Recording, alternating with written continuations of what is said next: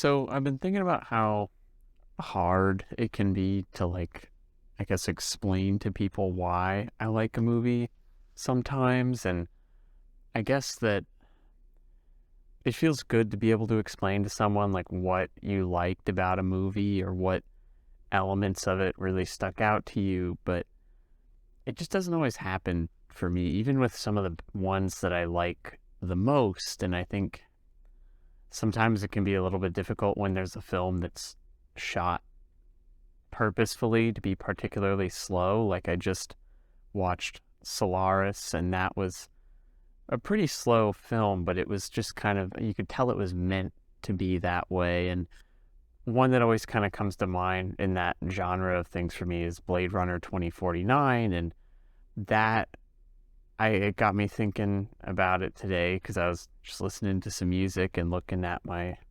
background of my computer screen, which has been there for a while. It's a picture, like a art of Blade Runner 2049. And I think I've had some trouble articulating what exactly about that film gets me in some ways. Like, obviously, the visuals and the art style and the cinematography are just fantastic. And I think it's a really good standalone sequel. But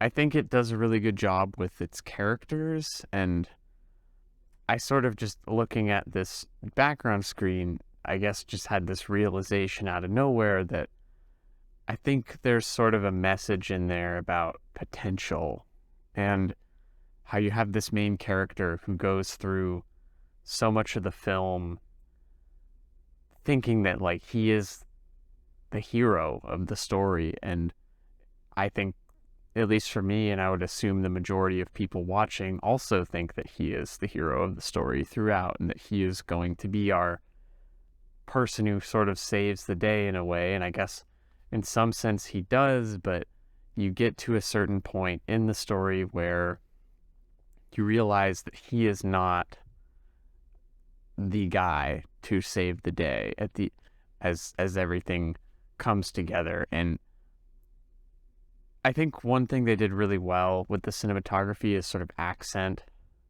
these details. Like they allow the time for Ryan Gosling to emote very subtly so that you can see the feeling on his face and you can, as you feel it within yourself. And like there's that classic scene where he's looking up at this giant sexualized version of his wife, Joy, I think it is. And his face is covered in blood and you're just like, oh my God, like he's ripped apart. And I think in a weird way, you have this genre scientific fiction that is relatable through the story that it's telling because it's talking about someone having had at least this potential built up in their mind. Like they're this, and for him, he's this special replicant who's going to diverge and do these special things. He's failing these tests that they're putting him through because he's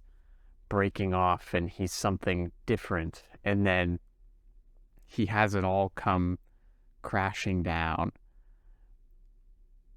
I think that message is just,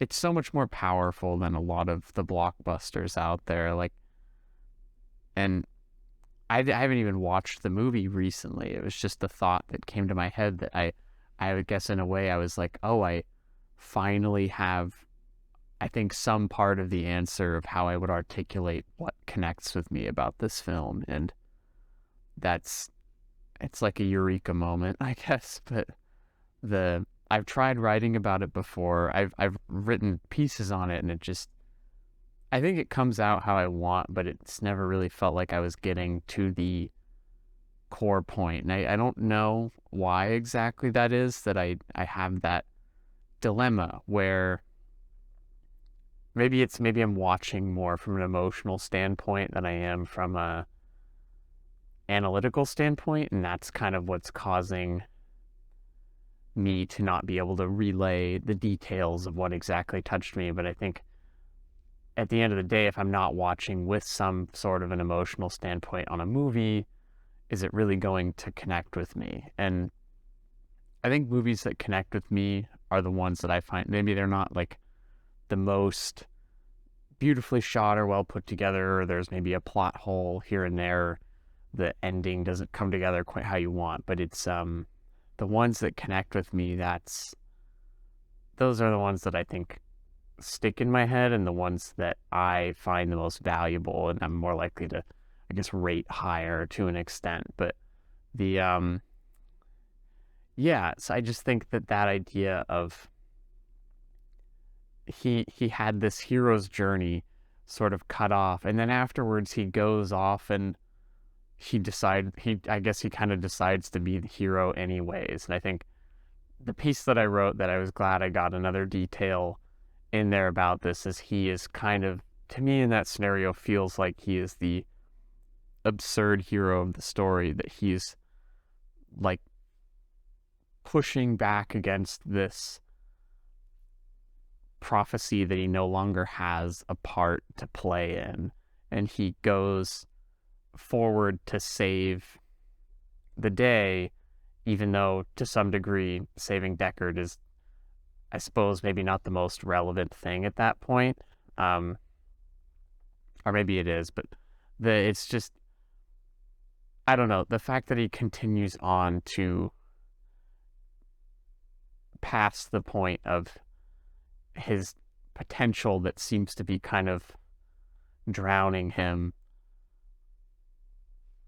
he pushes forward, and I think that was a really interesting story to tell. And so, yeah, I'm glad I could kind of synthesize a bit about what it is that I like about the movie.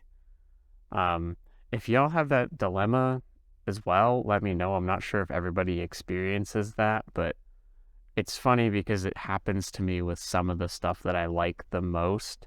And it's like, it's such a weird problem. It's not even so much frustrating, but it's just more like why it makes these connections feel so abstract. And so it's like, I don't know why I loved this movie so much. And I sometimes think overanalyzing it is just not really worth it. But yeah. All right. See you later.